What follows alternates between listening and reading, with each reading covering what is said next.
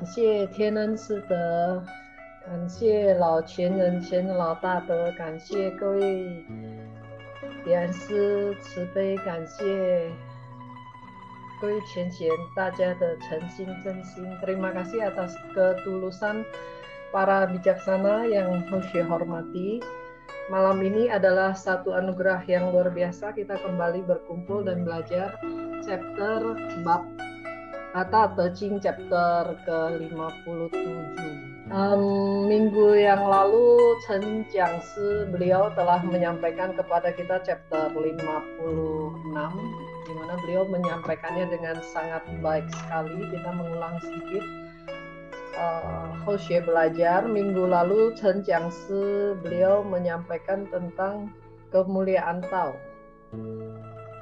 di mana dua chapter terakhirnya, dua bait terakhirnya, yaitu orang suci tidak bisa didapatkan untuk didekati, tidak bisa didapatkan untuk dijauhi, tidak bisa didapatkan untuk diperalat, tidak bisa didapatkan untuk diselakai.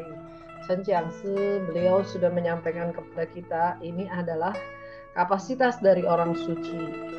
Apabila orang suci ini adalah, maksudnya kalau orang suci berarti dia sudah bisa menggunakan kapasitas sejatinya, sudah bisa menggunakan kapasitas Budanya.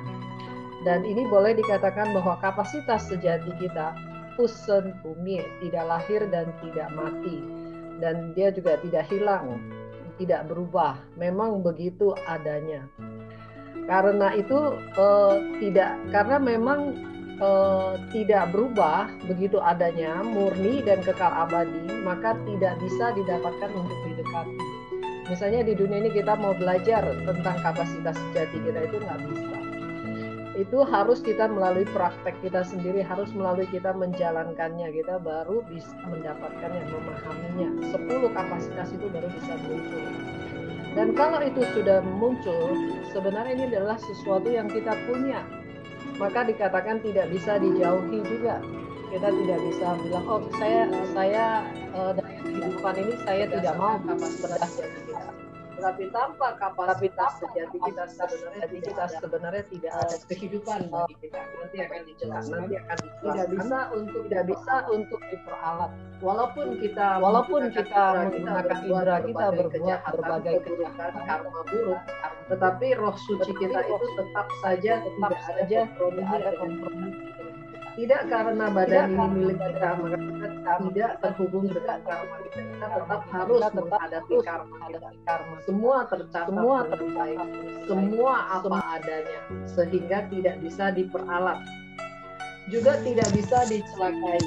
Tidak bisa dicelakai karena roh suci kita sedang menilainya dengan baik dan tidak terjebak di dalamnya. Nah, kira-kira seperti itu. Jadi kapasitas sejati ini, orang suci ini adalah diri sejati kita, Buddha di dalam diriku. Tutup lubang, tutup pintu, buka ikatan, hembuskan sinar, melebur bagaikan debu, ini namanya mata. Tutup lubang adalah tujuh indera akan ketemu dengan 7 rasa ya.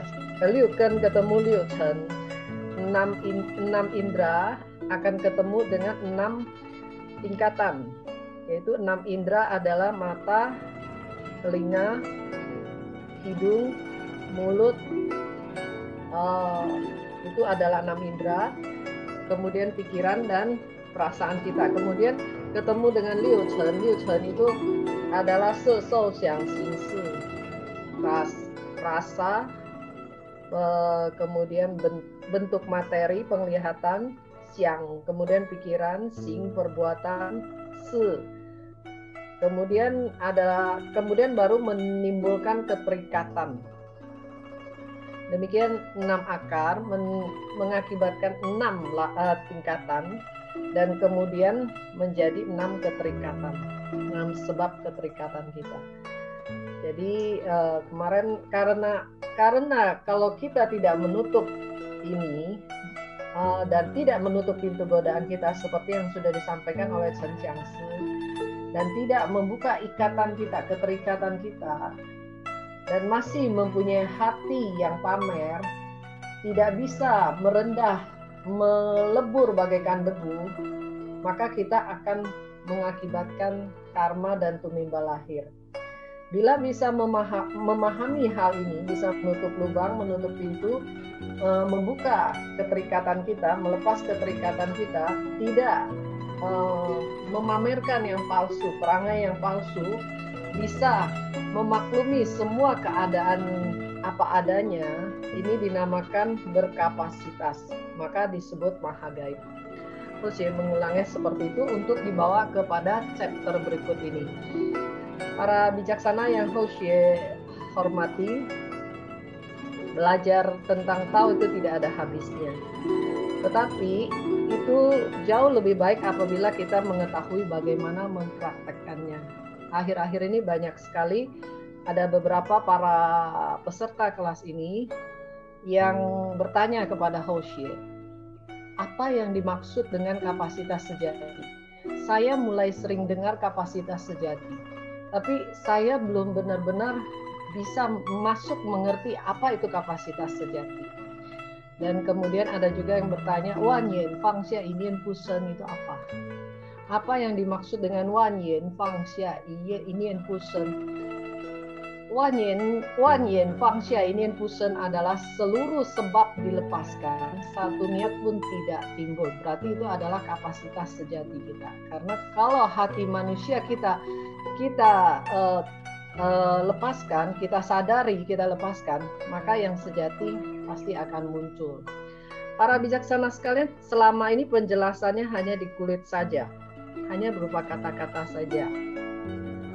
Malam ini Hoshe belajar untuk membawa para bijaksana sekalian untuk masuk ke dalamnya, untuk memahami makna bagaimana membedakan kapasitas sejati kita dan kemudian hati hayal kita. Bagaimana membedakannya dalam perilaku kita sehari-hari.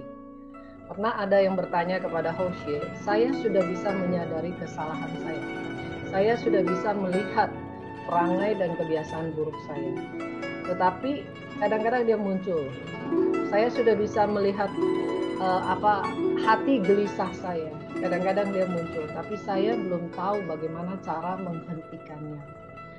Sebenarnya ketika kita sudah bisa melihat, kalau kita sadari siapa yang melihat itu, siapa yang mengobservasi itu, siapa yang menyadari semua itu, maka kita menemukan kapasitas sejati kita.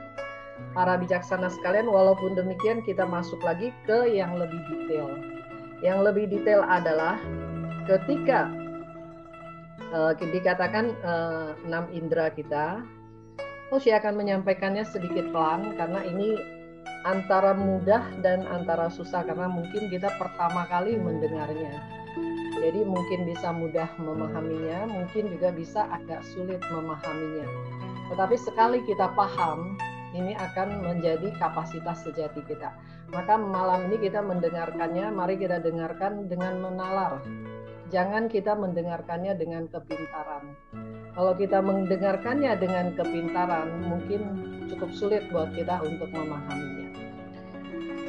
Para bijaksana yang Hoshe hormati, yang pertama kita mulai dari indera pengecap kita, yaitu lidah.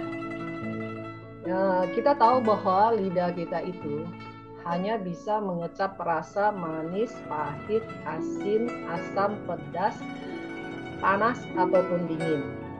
Selebih itu tidak bisa.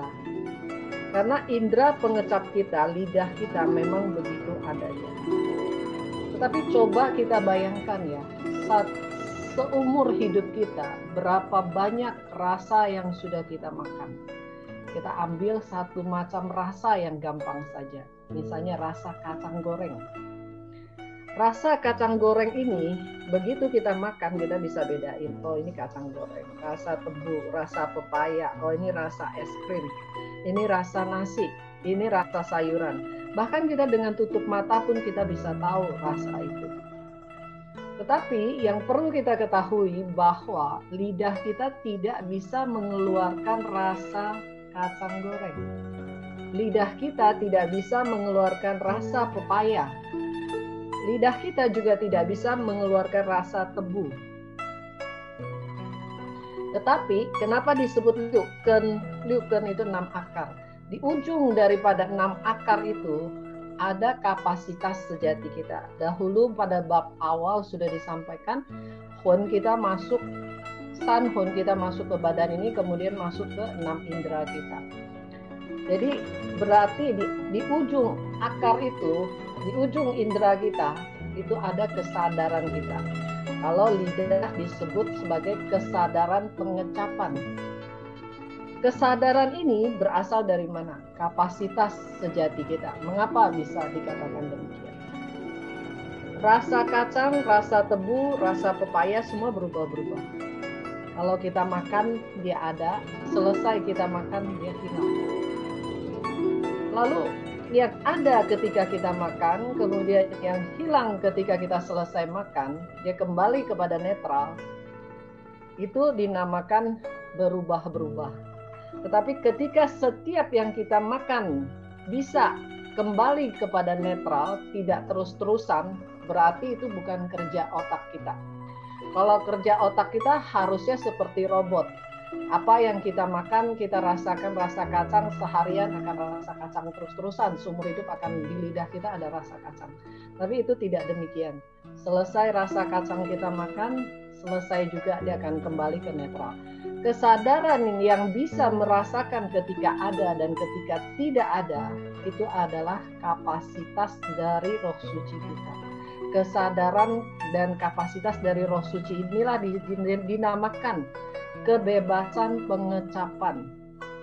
Kebebasan, roh suci kita punya banyak kebebasan. Masuk ke tubuh ini, dia juga memiliki kapasitas kebebasan pengecapan ketika berhubungan dengan indera lidah. Kalau tidak ada roh suci kita, tidak ada kapasitas sejati kita, maka kita tidak akan bisa mengingat begitu banyak rasa yang kita makan. Kalau hanya mengandalkan otak kita, ketika otak kita lupa atau ketika otak kita lagi error, kita tetap saja tahu itu rasanya kacang goreng. Para bijaksana sekalian, lalu misalnya kita makan kacang bersamaan dengan kita makan tebu yang sama ampasnya. Kita gigit sama-sama. Pertanyaannya adalah, kita harus menelan keduanya atau tidak? Kalau kita menelan keduanya bisa keselak. Karena apa? Karena kacang goreng bisa ditelan, tetapi ampas tebu setelah diambil sarinya, ampas tebu harus dibuang. Siapa yang mengajarkan kita ini? Kesadaran ini datang dari mana? Kita bisa tahu bahwa kacang bisa ditelan, ampas bisa dibuang. Ini adalah bukan kapasitas dari otak kita, bukan kapasitas dari lidah kita. Lidah kita tidak punya kapasitas itu. Ini adalah kapasitas dari roh sejati kita. Kapasitas sejati kita yang tidak berubah. Kalau otak bisa berubah-ubah. Kalau kapasitas dari roh kita, pada dasarnya dia adalah tidak berubah dan sejati. Kenyataannya adalah ketika kita tidak sadar bahwa di belakang ini yang bekerja adalah kapasitas sejati kita cenderung terikat kepada rasa yang berubah-ubah. Misalnya kalau rasa kacang saya suka, kalau tebu saya nggak suka, atau pepaya saya nggak suka, tapi apel saya suka. Kita cenderung memberikan memori yang demikian. Ini yang dinamakan kita terikat. Kemudian di bawah sadar kita ada perasaan suka dan tidak suka. Tetapi pada kapasitas sejati kita tidak ada itu. Tidak ada rasa suka atau tidak suka, itu tidak ada. Netral saja. Ada, ya dirasakan, tidak ada, hilang, dia begitu saja hilang. Karena itu sebenarnya kita punya keleluasaan apabila menggunakan kapasitas sejati kita. Tetapi karena kita kemudian lama-lama hidup itu kita terbiasa menggunakan indera kita, lebih meyakini indera kita, maka kita menjadi terikat. Kalau menggunakan kapasitas sejati kita, sebenarnya kita tidak terikat. Itu indera yang pertama, indera dari lidah kita. Kemudian kita masuk lagi ke indera mata kita. Para bijaksana yang Hoshi hormati, karena tidak sadar bahwa kita menggunakan kapasitas Buddha kita untuk keperluan sehari-hari, untuk kehidupan kita, menjalankan kehidupan kita, maka kita tidak bisa ziyou zizai, tidak bisa leluasa. Tetapi kalau kita sadar, sesungguhnya kita bisa leluasa. Misalnya, masalah datang kita hadapi, masalah selesai kita lepas, kita tidak terikat. Itu dinamakan apa? Kalau dalam bahasa Mandarinnya, si lai zi ying, si qi zi jing. Kalau urusan datang dengan sendirinya, kita bisa menghadapi. Ketika urusan selesai, kita dengan sendirinya bisa tentram, kembali pada kapasitas sejati kita. Harusnya seperti itu kalau kita sadar. Oleh sebab itu Buddha mengatakan bahwa kita tidak sadar dan kita terikat. Umumnya manusia adalah begitu, terikat kepada hati yang senie, hati yang tidak kekal, kebiasaan yang tidak kekal. Contoh yang gampang adalah ketika awal kita melaksanakan ketuhanan, hati kita sangat tulus sekali. Kita bisa pergi melintaskan orang, kita bisa ke wihara tanpa beban sama sekali. Kita begitu gembira melaksanakannya. Kalau ke wihara ya senang, pulang ke rumah tidur juga nyaman. Kita bisa seperti bayi, kalau lapar ya makan, kalau kenyang ya tidur, kalau waktunya tidur ya tidur, waktunya bangun ya tentram, seperti itu. Tetapi ketika ada satu saat kita menghadapi ujian, rintangan, dan cobaan, kita menjadi berubah. Hati kita itu menciut. Niat tekad kita menjadi menciut. Kita kemudian mulai takut. Apalagi seperti sekarang ada COVID, mungkin sebagian dari kita menjadi takut mau pergi melintaskan orang kah, takut COVID, mau keluar kah, takut ini, takut itu. Walaupun dahulu keyakinan kita begitu kuat, tetapi sekarang bisa berubah. Itu kenapa? Karena selama ini kita belum masuk kepada kapasitas sejati kita. Tapi kita kalau mencontohi teladan dari Pandita beliau yang Hoshe tahu, beliau tidak berhenti melaksanakan ketuhanan walaupun pada masa pandemi ini, bahkan keliling seluruh Indonesia. Hoshe merasa keyakinan dari beliau akan kapasitas sejati beliau itu tidak tergoyahkan. Ketika seseorang bisa sampai kepada puncak dari keyakinan seperti itu, Jing Qi Shen-nya akan stabil. Ketika Jing Qi Shen-nya stabil, jangan kata COVID, penyakit apapun tidak bisa datang. Kita sudah bahas itu pada chapter 55. Karenanya itu para bijaksana sekalian, karena kita tidak tahu untuk mengandalkan kapasitas sejati, maka kita mengandalkan hati yang seni, hati yang berubah-berubah, perasaan yang palsu, yang tidak sejati. Bila kita bisa melepas itu, menyadari itu, sebenarnya kita setiap orang bisa apa?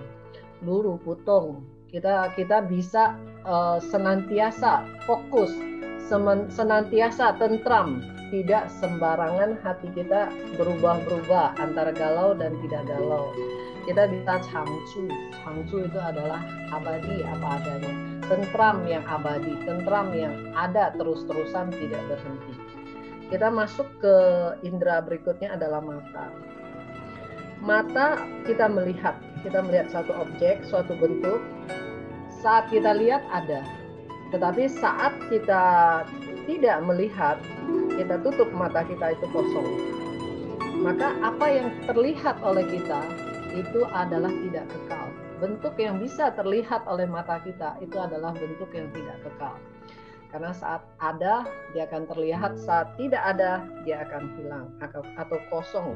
Jadi tidak menetap. Misalnya kita lihat terang. Terang itu pada saat terang ada kita lihat, tapi pada saat dia gelap terang itu hilang. Tetapi apakah terang itu lenyap? Tidak, dia ada, hanya ditutupi oleh gelap. Lalu ketika gelapnya pergi, terang itu ada. Tetapi kesadaran sejati kita yang bisa melihat terang dan gelap itu senantiasa tidak berubah. Dia tidak berubah, dia juga tidak lompat keluar, dia juga tidak menuju kepada objek itu, tidak. Harus betul-betul tidak bergerak, dia baru bisa melihat terang dan gelap dengan jelas. Para bijaksana yang harus hormati itu contohnya adalah seperti kita kalau lagi main kamera ya, kamera zaman dulu itu, kamera zaman dahulu itu harus benar-benar kita diam dulu, tenang, tangan kita nggak boleh goyang. Kita untuk bisa mendapatkan hasil foto yang tidak muram, maka kita harus konsentrasi. Dan ketika kita memencet tombolnya itu cetak, itu harus tidak ada goncangan. Kalau ada sedikit goncangan aja, hasil daripada fotonya akan buram. Sebaliknya mari kita bayangkan, mata kita bisa melihat banyak objek. Kalau roh suci kita bergerak terus, maka objek yang bisa kita lihat di luar dari diri kita, itu akan bergoyang buram semuanya. Padahal satu bumi ini berputar begitu cepat. Tetap saja kita bisa melihat seluruh objek dengan baik. Padahal ya, kalau kita goyang-goyang geleng-gelengkan kepala kita, tetap saja kita bisa melihat objek itu dengan jelas. Itu artinya apa? Itu artinya adalah kesadaran sejati kita tidak bergerak. Dia adalah tetap stabil, tetap fokus, tetap begitu adanya. Itu yang membuat kita, yang kalau di dalam Xing dikatakan kuan, punya kapasitas kuan, punya kapasitas Ming, ya, jadi punya kapasitas untuk tidak berubah. Itu adalah kapasitas sejati kita. Jadi itu dari mata kita. Kalau mata kita kita gunakan dan kemudian kita terikat kepada objek yang kita lihat, kita suka atau tidak suka, maka akan timbul kerisauan. Tetapi setelah kita lihat, kalau kita kembali kepada akar daripada penglihatan kita, yaitu kapasitas sejati kita, maka di sana itu tidak ada suka atau tidak suka. Tidak ada, kalau tidak ada suka atau tidak suka, maka tidak ada kerisauan, tidak ada fanau. Kalau tidak ada fanau, maka tidak ada wangxia, tidak ada hayalan. Kalau tidak ada wahayalan, maka tidak ada perbuatan tidak baik. Kalau tidak ada perbuatan tidak baik, maka tidak ada karma buruk. Tentunya demikian. Dan kalau tidak ada karma buruk, tentunya yang tidak baik akan tenggelam, yang gelap akan tenggelam, yang kapasitas sejati kita akan muncul. Jadi begitulah kita kembali kepada akar, memahami akar dari penglihatan kita yang tidak berubah.